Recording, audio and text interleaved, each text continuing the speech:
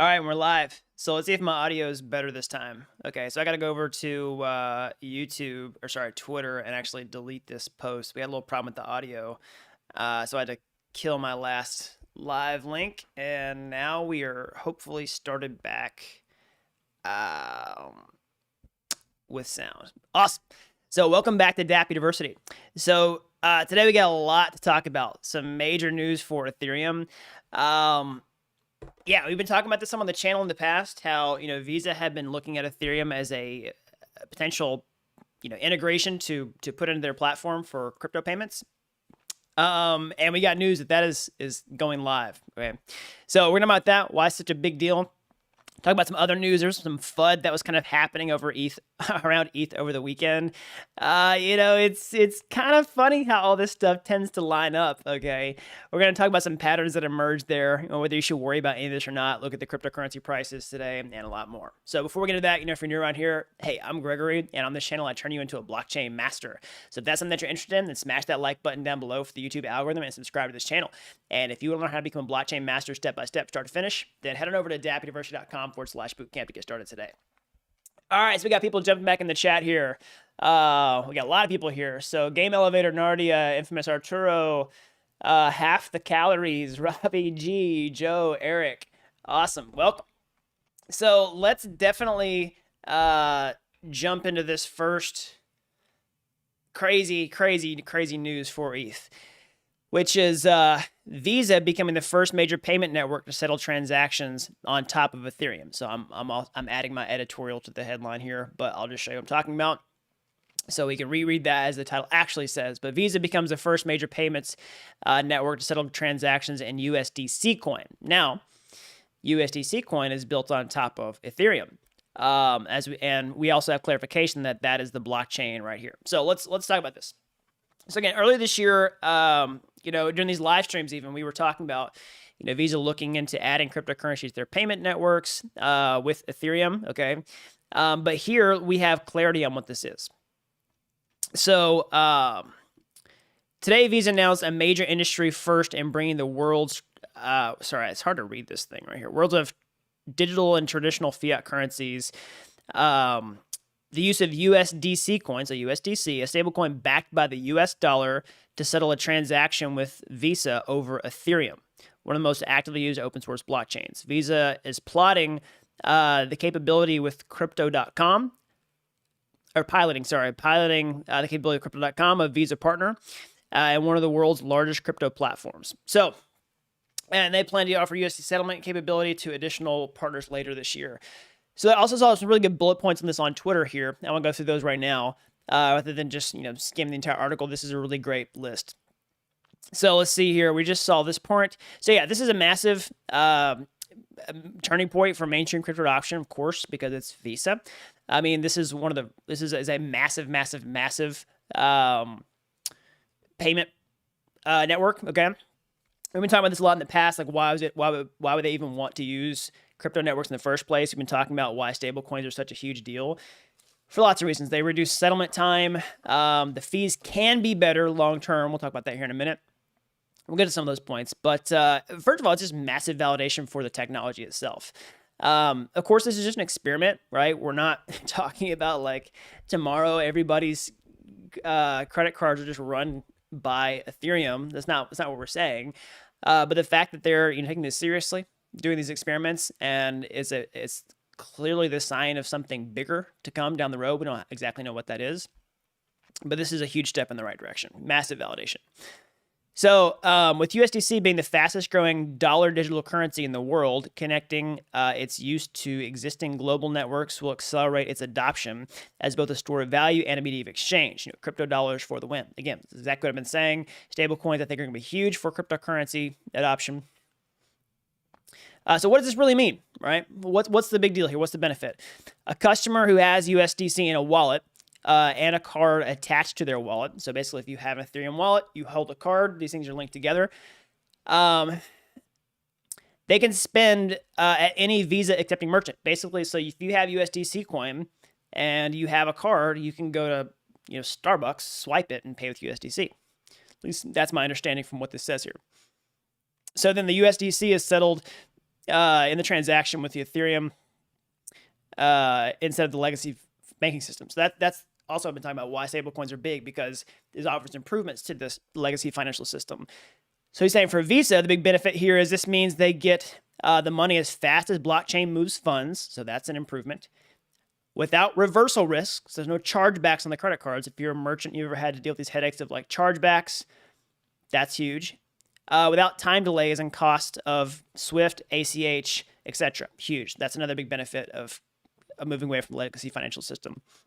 So this is over the top money and a major step in our mission to build a global economic system, etc., etc., etc. So anyways, yeah, this is exactly what we've been talking about. Stablecoins being a much better way to settle big payments like this. I think the reversal risk that he's talking about here is a widely underlooked benefit that a lot of consumers don't think about. Consumers who have never had to accept credit card payments for a business before, people have never had to accept large payments of any kind, really, without having to like trust the other person, whether they're just gonna, do a chargeback, right? And then you never get your money. That's huge, okay? And that's a huge incentive for merchants to do this. So some people are even saying like, why would they pay these massive fees and all this kind of stuff to settle on top of Ethereum right now in its current state? Well, those are some massive benefits. Why? I mean, you can easily save the cost long term from no reversal risk, okay? Depending on what your volume is, what your chargeback rate is, all that kind of stuff, this could easily cancel itself out. So yeah, this is big. Let's see if we got any comments here in the chat.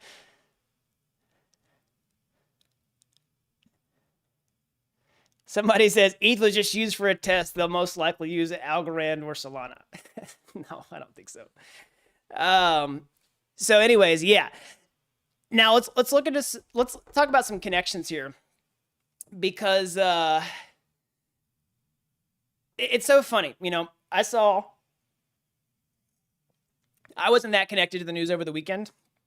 I was kind of unplugged, but I popped in every now and then and saw some people talking about, some Ethereum FUD and all this kind of stuff. I didn't see what all the news was that broke. My understanding was it was a combination of like this article that came out. I don't have it right in front of me, but like people saying that EIP 1559 is not going to fix the gas fees, all this kind of stuff. Some other like this is all just what I heard. I haven't verified any of this, but maybe some other FUD coming out from the Ethereum killers about why Ethereum is never going to work, et cetera, et cetera, et cetera. I saw some videos even about people just being like, upset about the Ethereum price and all this kind of stuff. So I got a couple thoughts on that. One, a lot of the FUD that I was saying to begin with from the technical side of things, talking about Ethereum's gas fees not being fixed by EIP 1559. If you've been watching this channel, you would know that EIP 1559 is not going to fix the gas fee issues. Layer 2 scaling is going to make it a lot better. Now, layer 2 scaling won't fix it like completely whenever it rolls out, but EIP 1559 was never meant to be the thing that was the magical cure. Now, it will make gas prices more stable because of the on-chain gas oracle. There'll be a lot greater improvement to gas fees. You could potentially actually get lower gas fees and wait longer reliably with this. But it's not going to fix it. That's the first thing I'll say about the technical FUD. It's sort of like, duh. Like, a lot of people knew this. So, of course, a lot of new people don't, and I sympathize with them. I'm not trying to make anybody feel bad for being new, but if you are new and you're just like going around, saying things that aren't true in a defamatory way, that's not good. So, anyways, that's the first thing. The other thing is the timing of this. Okay. So, ETH FUD is really interesting because so if you don't know what FUD is, it stands for fear, uncertainty, and doubt. People use that term in different ways, okay? Some people talk about like anybody expressing doubt over cryptocurrency is going to work at all as FUD. But sometimes people talk about it being like direct, targeted, fear that comes out that's meant for the holders to like, have weak hands and let go of their cryptocurrency because they think it's never going to work. And sometimes like whales, people will coordinate this kind of stuff to make people dump their cryptocurrency so they can buy it back at that the whales can like buy it back at a lower price. You see with Bitcoin sometimes, like, during these cryptocurrency cycles. Like there's some speculation about how this works. Like you have almost like these textbook like FUD pieces that come out every cycle. And there's kind of like, some speculation that there's a coordinated effort behind this for people to like try to affect the price so that it comes down so more people can buy it. Like you'll see people make these massive Bitcoin price predictions, like when the price is really low, and that kind of like hypes people up to buy it. And then they'll say, well, no, it's not going to go that high. And then people like dump it and they try to buy more, et cetera, et cetera. So Bitcoin basically sort of has a codified canon of FUD that it goes through over and over and over again. That's kind of just synonymous with cryptocurrency in general. Now, ETH has ETH can get attacked from so many different angles. Okay, it can get attacked by, Bitcoiners for being like we'll try to keep it family friendly on the show here, but being like a trash coin. I mean, you all know the word that I want to say here. But anyways, or scam, et cetera, it can get attacked from Ethereum killers who say, no, we're going to come in and like, do Ethereum's job better, et cetera, or just people who think Ethereum's not going to work at all, that it's just a failed experiment. So these are like all the angles that it comes from. So we saw, a lot of this come out over the weekend. And it's funny where the timing of a lot of this happening right before the Visa news, okay? So it's hard to say whether that's coordinated, where people maybe had an inside track on what was going on with Visa, cause you to kind of lose faith in your ETH, buying opportunity, Visa news breaks, spike in price. I'm just seeing a possible pattern play out here. It could be nothing, all right? People may not be smart enough to coordinate on that big of a scale or have enough insider information to coordinate that on the biggest scale. It's just really interesting. So if that's not true, it's just a really funny coincidence that you see all this come out right before something massive happens in the Ethereum space. So, from the ETH killer side about people just like hating on ETH and talking about how it's, it's terrible and our project's way better. Like we're going to do what Ethereum planned to do, but never actually could truly do. I mean, you got to really understand that like blockchain is an interesting place. It's an unregulated space. So, I mean, people, it's a lot easier for people to do this without like fearing jail time quite as much as, regulated securities, et cetera, et cetera. So you'll get people who will do this all the time. They'll like, they'll hype stuff up or they'll spread FUD, try to manipulate markets, et cetera, et cetera. It's a lot of it's very similar to like politics, right? It's contrast bias. So it's like, how do you make yourself look good? You try to make somebody else look bad. And so you have to ask yourself the question, like, why are so many people trying to stand to gain from making this particular technology that is a clear leader in the space look bad? Because you're trying to steal market share. It's persuasion. It's persuasion 101. Okay. So it's really interesting. We're seeing that come out with the FUD. And then it's like, how on earth do you validate the fact that Visa is now building on top of this right now for a reason, right? A major leader in the space. So this is awesome. I love it. All right. So enough reacting about that. I know I kind of ranted and rambled on for a few minutes on that particular topic. Let's look at the prices. So like I said, some of these connections that I'm seeing here, these patterns play out, could be nothing, right? There may be no grand master plan behind the scenes to coordinate something like this. But the fact that those things happen in such a small window of time is, interesting to say the least.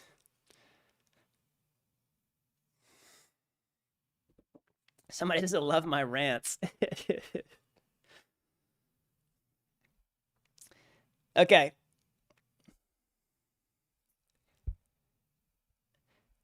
So let's see here. Let's go ahead and jump into the Ethereum price and Bitcoin price. Okay, so Ethereum, everything's about the same, right? We're seeing some relief from what we saw last week. Okay, let's go to the 14-day here. And this is the point where everybody's getting a little bit worried. We saw this kind of going down here. Again, not a big trader, not a big TA guy. This does look encouraging. This does look like some relief from the short-term bearishness that we saw. Okay. I think it's just wait and see what happens sort of situation. I don't think this is like a relief pump from the top or something like that. Like sometimes when cryptocurrency markets peak out, you see a big euphoric blow off top, then it dumps and like a lot, and then it comes up for a relief pump and then goes down more and more and more and more. I don't think that's what's happening here. we'll wait and see. Big picture, I'm not really worried. Like, I think this is the time to be patient and see what happens. Of course, not financial advice. That's just what I'm doing. You know, I'm not gonna buy more right now. I'm just gonna kind of wait and let everything do its thing.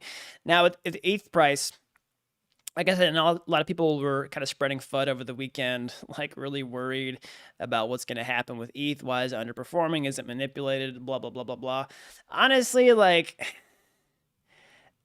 I don't see how you can really be that bearish. I mean, look at the past year. We went from $125 up to $2,000. You know what I mean? It's pretty crazy. So, I mean, you look at ETH in the past cycles too. It was kind of boring for a long time before it really like snapped and did its thing. You know, it's a similar type of situation even on the micro scale. So like you see this kind of slow rise and a boom, snap and does its thing, right? And then a little bit of bearishness and then kind of boring for a little while and then boom, snaps up and does its thing. ETH is very volatile. It's very stochastic in that way. It's just kind of these big, sharp, random motions. Again, not a big trader. I can sit here and draw a bunch of, you know, lines and voodoo magic on the chart. It's not really my skill set, not my strength. We can look at some chain analysis though to try to get a bigger picture of what's going on with the overall market. Let's see here.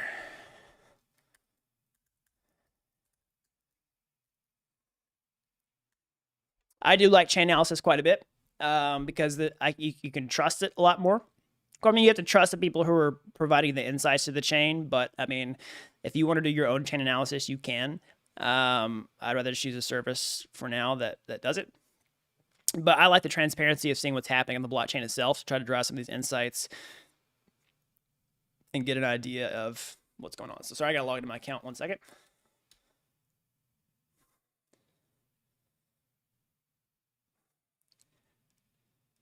So got some questions in the chat here. All right. So let's look at our Nupa metric.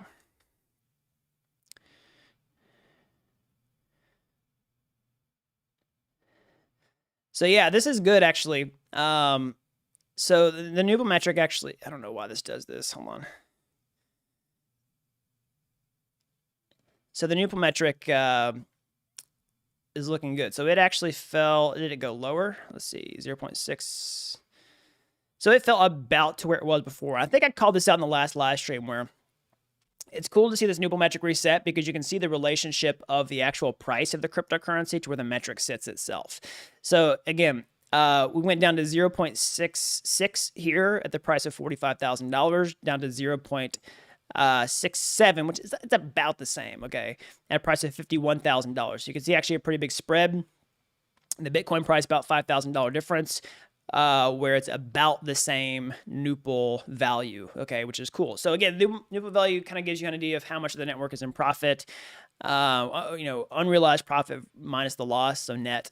The big picture is here. Anytime you get to a period of blue, it indicates euphoria, probably a market top, whether it's short term or long term. Usually there's some sort of gnarly bear trend that happens after we get into blue territory. And the more chop we have, the more volatility, the more people, you know, it sucks, but the more people kind of lose money at some of these positions. It gives us more room, okay, to give us more headroom before we cross this euphoric line. And the whole bigger picture is the more headroom we get, the longer we can potentially stay out of euphoric state while the overall price and the overall market increases. You kind of want it to increase more slowly over time.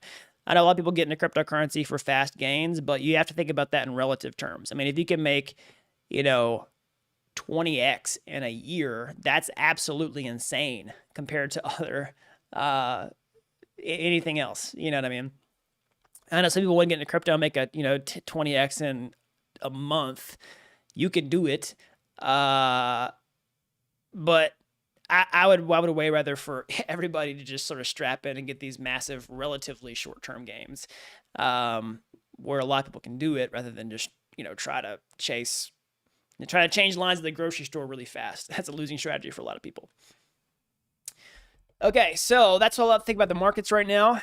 And the other thing too is, you know, going back to like the Ethereum killer, thing about the Ethereum Fundamentals.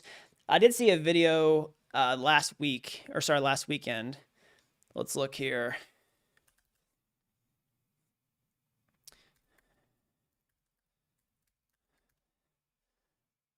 Let's see here. This was actually a pretty good video. This was from Ben over at Enter the Cryptoverse. So this was a fundamental analysis on Ethereum, which I thought was really good. So I was impressed by this video because he, of course, has a really great, he's really great at TA. He understands the markets really well, but he also has a really great understanding of the technical fundamentals. So go watch this video if you haven't already. That's pretty uncommon, to tell you the truth. There are lots of people who are big into trading, big into market analysis, etc., but they have a fair understanding of the tech. They don't have quite as deep of understanding of the technical fundamentals as Ben does. So go check that out. It's a great video. The other thing I would say is about the Ethereum FUD. I know a lot of people will say this, okay? So ETH is definitely in this transition phase where we're fixing the plane while it's flying. You're kind of laying the track while the train's rolling, sort of thing. It's code in prod, so to speak, or fix in prod, I would say. And so it leaves this room for these narratives to come in and say, "Oh, this is not going to work. We're going to do it better. We have it now, etc., etc., etc." But a lot of them just tend to discount the fundamentals. That's one of the reasons I really recommend that video. Is he will say a lot of the same stuff I'm saying on this channel, where the technical fundamentals are in ETH's favor compared to a lot of the alternatives. Now you'll see this if people who are in sort of crypto, who are literally just here to make money, which is it's okay for a lot of people. I'm not hating on that. It's just what you do in order to make money. So there will be a lot of people who will, want to lie and spread lies, who want to, do a lot of bad stuff that I'm definitely not on board with. Because they know that crypto trades on emotion, basically sentiment, and narratives play a big part in that. So you'll see like sort of these phases of people who are trying to build their cryptocurrency positions based on different aspects, fundamental characteristics, narratives, etc., etc., etc. So you might say like, okay, well, there's this kind of conservative play of like, building a strong position, something that has strong fundamental characteristics like Ethereum, all right?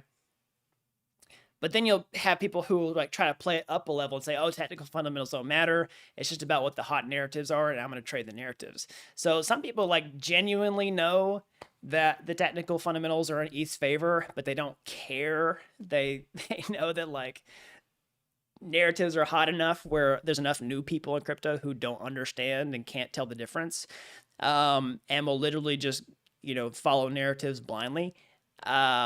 And you'll have some people that are like, well, guess what? I'm going to take advantage of those people and just try to chase exactly what they're doing because they're going to move the needle to make prices go up and get a bigger gain on some sort of alternative. So that stuff happens. Like, just don't be so naive as to think that it doesn't. And again, I'm not hating on anybody who's new. My whole goal is to help new people learn.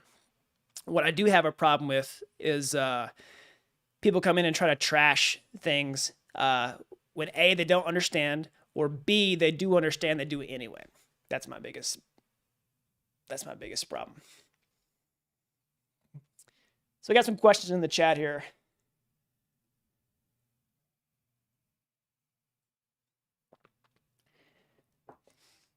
Somebody says ETH chain is full. So that is a little bit true. That's one of the reasons that the gas fees are so high in the first place. Gas is based on an auction system, so it's supply and demand type situation. But the more people want to use Ethereum, the higher the fees get.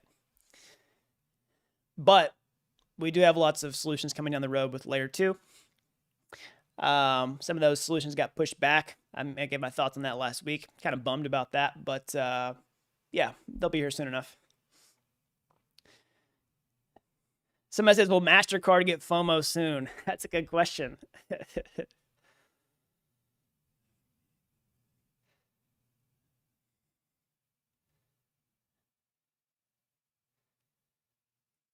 What kind of CPU hardware do I recommend? So if you're talking about for like coding, my short answer is always any computer made in the last 5 years running Mac, Windows, or Linux will probably get you started.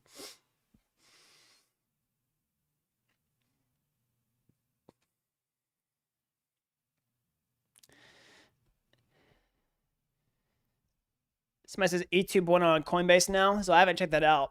I did see the article a while back, the announcement about E2.0 staking being available on Coinbase at some point. I just haven't seen if it's gone live yet or not. So if anybody knows, let us know down in the chat below.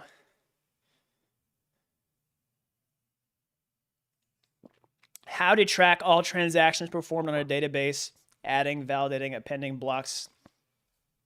So you'll probably want to set some sort of big data warehouse up. Run your own node for whatever blockchain it is. Let's say it's Bitcoin, for example. Run a Bitcoin node, run some sort of event streaming thing, ETL pipeline like Kafka, for example, and update the database in real time. So what's the difference between ETH and ETH 2.0? Isn't it the same thing? That's a great question. So ETH 2.0 is a new and improved version of Ethereum that's rolling out in a multi-phase process. We're currently in phase 0 of that. A brand new blockchain is being built in parallel to what's happening on Ethereum right now. People aren't really using that blockchain, so if you do anything on Ethereum right now, you're doing it on Ethereum 1.0, okay? Ethereum 2.0 is basically this other blockchain that's being set up right now. It's in this very infant phase. It's running proof of stake, so you can stake on Ethereum 2.0 right now if you want to. You have to just move your Ether over to it.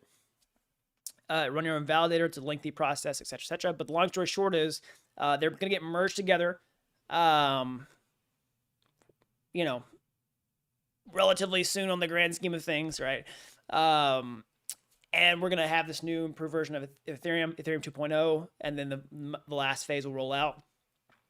And yeah, we'll have a fast, scalable world computer running proof of stake. When do I think E2.0 will release? We don't have a firm timeline.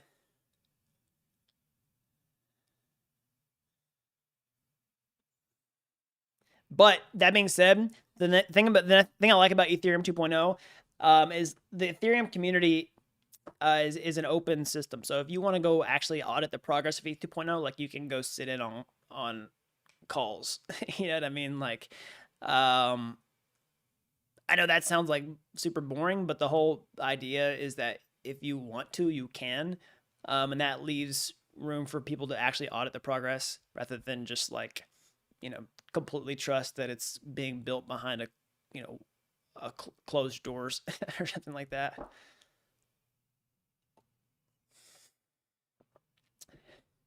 So which stablecoin do you recommend? It's a good question. It depends on what you want to do with it. I mean, if there's lots of different ones. The ones that I personally use the most are DAI and USDC.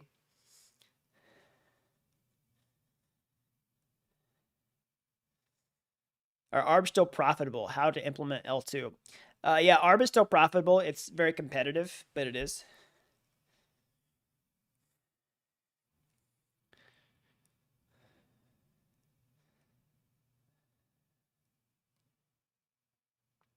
Somebody says, hey, my team released a project. I wanted to thank you for showing me. Awesome. Very cool.